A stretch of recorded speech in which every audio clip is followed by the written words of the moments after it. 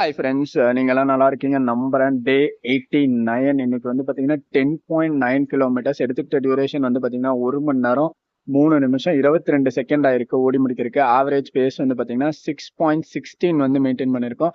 Finally டே 89 complete பண்ணி முடிச்சிட்டோம் 10 கிலோமீட்டர்ஸில். ஆப்போசிட்டில் இருக்க ஸ்ட்ரீட் லைட் ஆஃப் பண்ணிட்டாங்க. மணி வந்து 10 ஆனதுனால பார்த்தீங்கன்னா ரொம்ப முக்கியமாக ஸ்க்ரீன்ஷாட்ஸில் அட்டாச் பண்ணுறேன் பாருங்கள்.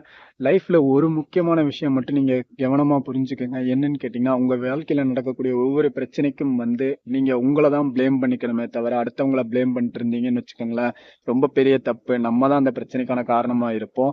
அதில் வந்து நிறைய நபர்கள் நம்ம வாழ்க்கையில் வருவாங்க. ஒரு சில நபர்கள் வந்து நமக்கு சந்தோஷத்தை தருவாங்க, ஒரு சில நபர்கள் நமக்கு சோகத்தை தருவாங்க, இன்னும் ஒரு சிலர் வந்து நமக்கு ரொம்ப பெரிய பாடங்களை கற்றுக் கொடுத்துட்டு போவாங்க. அப்படி நிறைய நபர்கள் நம்ம வாழ்க்கையில இருந்திருப்பாங்க.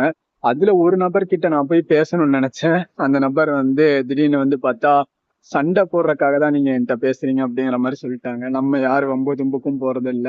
நம்ம ஏதோ தப்பு பண்ணியிருந்தோம்னா நம்ம போய் சாரி கேட்கறதுக்காக தான் நம்ம பேச போறோம். எப்படி இருந்தாலுமே அதுலயும் வந்து எந்த விதமான என்ன சொல்றது ஈகோ எதுவுமே வச்சுக்காதீங்க. நமக்கு எந்த மாதிரியான எக்ஸ்பீரியன்ஸ் கொடுத்துருந்தாலுமே ஜஸ்ட் ஸ்மைல் பண்ணிட்டு போயிட்டே இருங்க.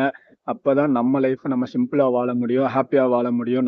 அவங்க அவங்க நமக்கு இதை கற்றுக் கொடுத்துட்டாங்க, அவங்க இதை கற்றுக் கொடுத்துட்டாங்க, நமக்கு ரொம்ப தப்பான லெசன் கற்றுக் கொடுத்துருக்காங்க. நம்ம லைஃப்ல நிறைய விஷயங்கள் நமக்கு ஃபேக்கா நடந்திருக்கு, அப்படி இப்படின்னு சொல்லி நம்ம வந்து வருத்தப்பட்டுட்டு இருந்தோம்னா நம்ம வருத்தப்பட்டுட்டு உடஞ்ச ஒரே இடத்துல தான் உட்காந்துட்டு இருக்க முடியும் கடைசி வரைக்கும். அதுல இருந்து வெளியே வந்துட்டு அவங்கள திருப்பி பார்த்தாலும் ஒரு ஸ்மைலோட முடிச்சுட்டு போயிட்டே இருக்கணும். எண்டிங் நோட்டை ஜஸ்ட் நம்ம எப்பவும் போல சந்தோஷமா நம்ம வாழ்க்கை இருந்தா மட்டும்தான் நம்ம வாழ்க்கையில ஓட முடியுங்கிறத சொல்லிட்டு டே 90ல சந்திக்கலாம். Tata bye bye, see you tomorrow.